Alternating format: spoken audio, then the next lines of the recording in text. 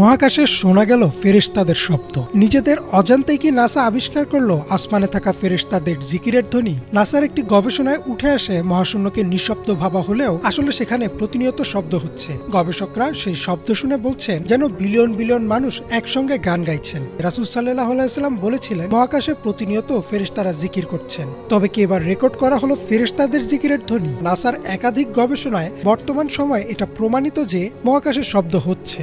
এমনকি নাসার অত্যাধুনিক টেলিস্কোপ ও যন্ত্রপাতির সাহায্যে এসব শব্দ রেকর্ডও করা হয়েছে। চলুন একবার শুনে নেই সে শব্দ।